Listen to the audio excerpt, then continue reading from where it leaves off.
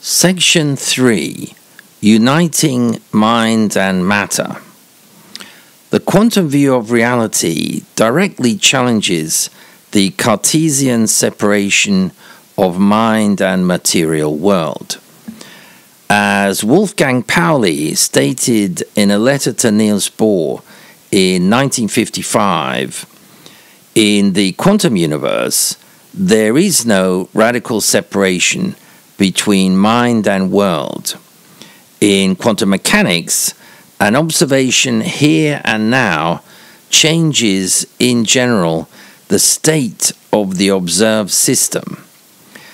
I consider the unpredictable change of the state by a single observation to be an abandonment of the idea of the isolation of the observer from the course of physical events outside himself. Schwartz concludes that this is the textbook position on quantum mechanics and the nature of reality, that the Cartesian separation of mind and matter into two intrinsically different substances is false. Schwartz goes on to argue that ignoring quantum physics thus deprives both philosophers and neuroscientists of an avenue into, if not a way out of, the mystery of mind's relationship to matter. This ignorance, he says, results in the belief that interactions among large assemblies of neurons are causally sufficient to account for every aspect of mind.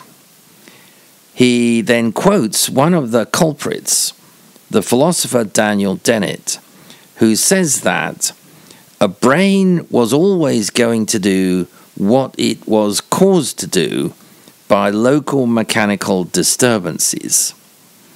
In other words, the mind is nothing more than billions of interacting neurons. In short, nothing more than brain processes.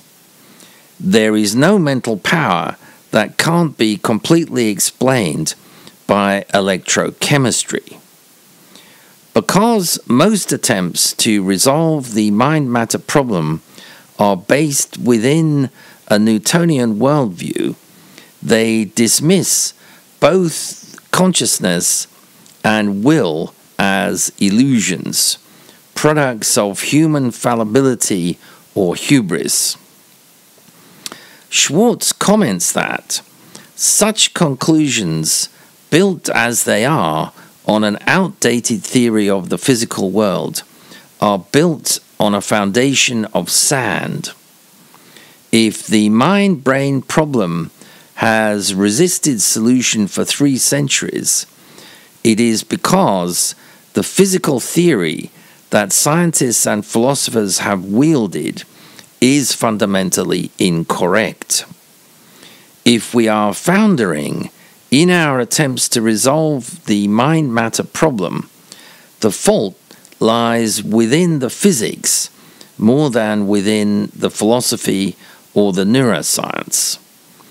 In other words, we are not doing all that badly in our efforts to understand the mind side of the equation. It's our understanding of the role of matter that is seriously off.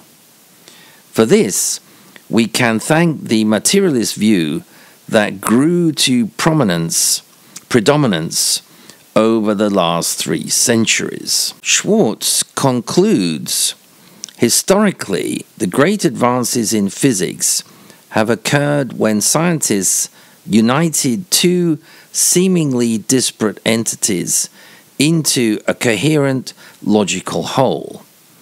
Newton connected celestial motions with terrestrial motion. Maxwell united light and electromagnetism. Einstein did it for space and time.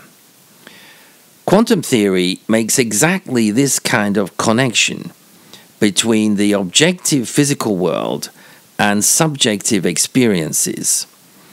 It thus offers a way out of the morass that the mind-brain debate has become, because it departs most fundamentally from classical physics at a crucial point on the nature of the dynamical interplay between minds and physical states, between physical states and consciousness. It ushers the observer into the dynamics of the system in a powerful way. Following quantum theory into the thicket of the mind-matter problem actually leads to a clearing, to a theory of mind and brain that accords quite well with our intuitive sense of how our mind works. In Stapp's formulation, quantum theory creates a causal opening for the mind, a point of entry by which mind can affect matter, a mechanism by which mind can shape brain. That opening arises because quantum theory allows intention and attention to exert real physical effects on the brain. Schwartz is a psychiatrist who's been very successful in treating obsessive-compulsive patients. He encourages his patients to exercise their will in managing their condition. Schwartz believes that the patient's willpower is an effective force in the treatment of obsessive-compulsive conditions, and that the fact that he encourages them to exercise it is what accounts for his success. Through a cooperation with the physicist Henry Stapp, he believes he has found a scientific explanation for this therapeutic technique. As Schwartz concludes, the fact that the collapse of the wave function so eloquently allows an active role for consciousness, which is required for an intuitively meaningful understanding of the effects of effort on brain function, is itself strong support for using a collapse-based interpretation in any scientific analysis of mental influences on brain action. Quantum mechanics makes it feasible to describe a mind capable of exerting effects that neurons alone cannot.